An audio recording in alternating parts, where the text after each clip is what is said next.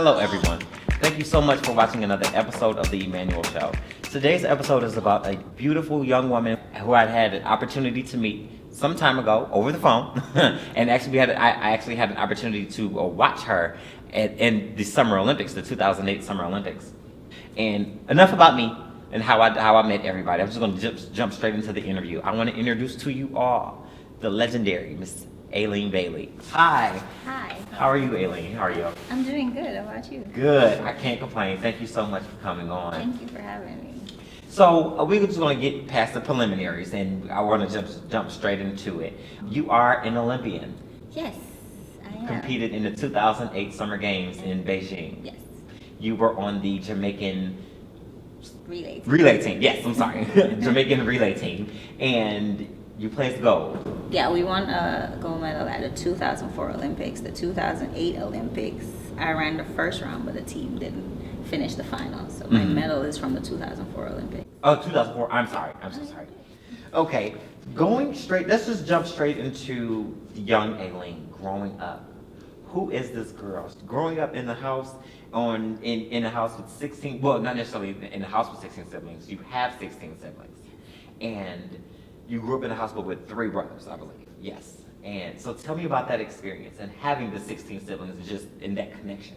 I mean, growing up with my brothers were fun because I never got to do the old girly stuff. And like, growing up in a family it's not wealthy, you have hand-me-downs. So all my hand-me-downs were from boys. So I was like a tomboy growing up. So I did everything with them. I played sport, climbed trees, did everything, went fishing, swimming, all that good stuff. So it was fun growing up with my brothers and having fun with them. Now, you described yourself as a tomboy. You went fishing, you went swimming. You did everything that the boys essentially did. How did that push you out from the female community? How did other girls see you?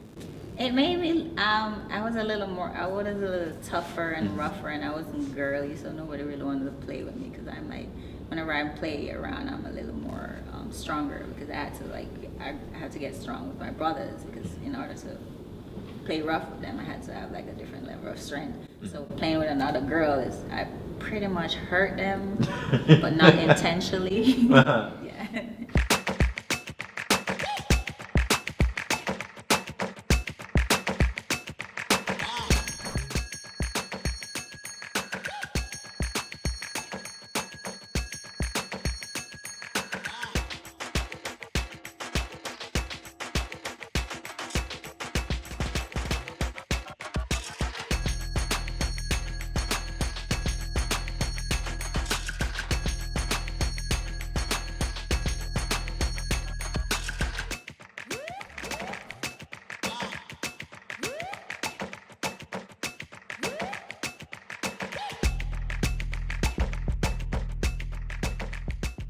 And now, you describe yourself as a tomboy, and you mentioned that in your pre-interview that you was a fighter.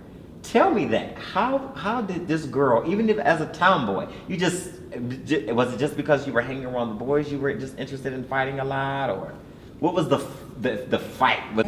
Yeah, because hanging with boys, you have to be tough and you have to be on point. You have to be on top of everything, and you have to be able to hang with them. So you have to stay tough, and you have to. If you're fighting with your brother, you have to be able to match their strengths. That's pretty much it. And then I started getting into like fights after I was sexually assaulted when I was 10. So like any boy look at me the wrong way, it was like fight. So I didn't know how to channel my anger, so fighting was my way of dealing with it. So that's how I became a fighter. And track helped me to harness that energy and that anger. So running keeps me relaxed and helped me to forget all my stress or trouble. And even now till this day, like exercise, any form of exercise or activity or running keeps me calm and relaxed. Now, you mentioned briefly that you were sexually assaulted. Can you share that experience with us? Yeah, let's see. My mom had to leave me with the neighbor. But the neighbor had to leave to go somewhere, so she left us with her son. And we usually just play in the yard, but it was raining, so we all went into the house. And when everybody was running out, I got pulled back, and like he forced himself onto me, and it hurt. So, and I tried to scream, but he had his hand over my mouth. And then one of the kids realized that I wasn't with them, so they came back to get me. And that's what distracted him. But he had already was trying to penetrate, so I had already bruised and hurt. And I was scared and mad. I didn't know how to tell anybody.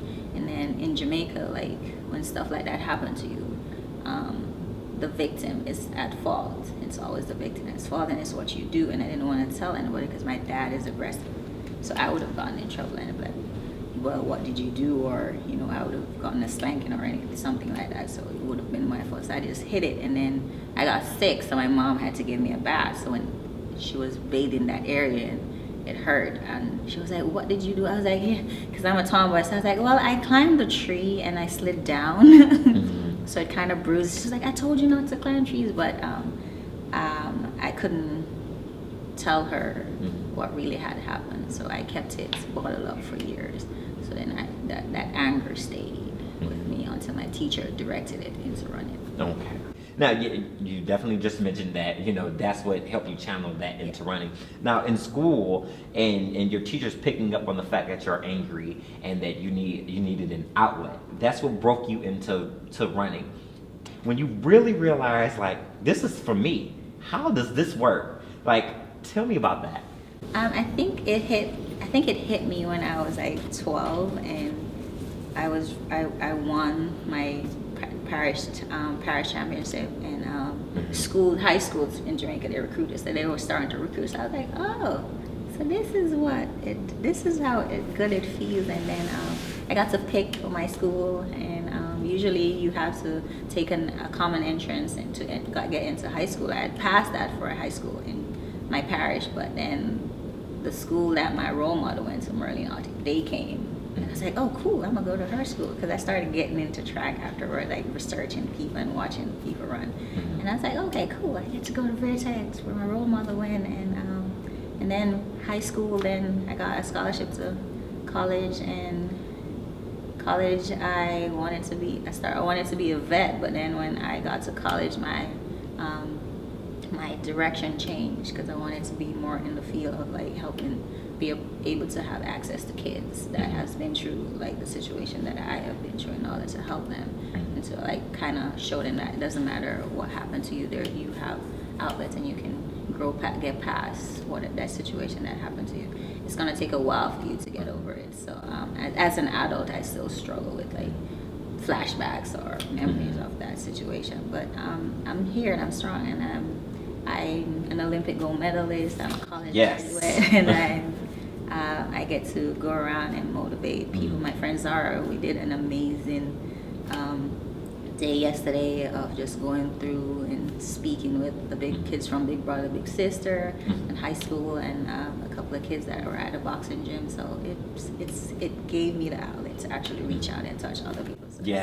Yes, I wanted to skip over the Olympics. We already talked about that. We've seen it. We can go back and watch it. And when you were talking about going back and reaching back, that's what I really wanted to get to, because I feel like that's something that we need. You could hear inspiration, and you could hear somebody say, go after your dream, or get it out. You can hear it a million times, but until you get that touch from somebody that really has been through something, that turns your life. That's what happened with me. I found out that somebody else has been through something that's similar to what I've been through, and it helped me to channel my energy. So I love that. I love how you're putting yourself out there and really letting it go, and reaching back and touching the kids that you can live a life something similar to this. You can come out of it. You don't necessarily have to let that weigh you down. I love that. So tell me this one last thing, because my producer's wrapping me up. Tell me this, to the young girl back in Jamaica, what would you say to her now, who doesn't feel like she has a way out, who really needs something to go on? Can you give her a little bit of inspiration right now? I would tell her that I am proud of her, proud that what she went through helped her to grow into an amazing adult, and to be able to have like a positive influence on others, and to just continue to be the strong little fighter that she is, and just always stay confident and love yourself no matter what, and don't allow people to change your view of yourself, because you're only in competition with yourself, and you can make or break you, and don't allow anybody to steal your joy or dim your light to just shine bright like the diamond that you are. Oh, I love that. And I think that will be the perfect way to end this particular episode. I want to thank you all for watching. Please look up Aileen. She is a phenomenal activist and a phenomenal athlete. If you ever have an opportunity to see her, listen to her story, I want to be able to share more with you, but we can't. But she's available. Book her. I want you guys to know who she is. She has a phenomenal story. I thank you all for watching. God bless, and I'll see you all next time. Thank you so much. I appreciate it. Thank you. I appreciate it. Thank you so much. Thank you so much for watching another episode of The Emanuel Show. Here's a sneak peek of what's coming next week. I remember something so powerful that she told me that I had never heard the way she told it. She told me one day, she said, I just want to be safe. Mm-hmm. And being safe is not, it wasn't about protective safe, like from the people around.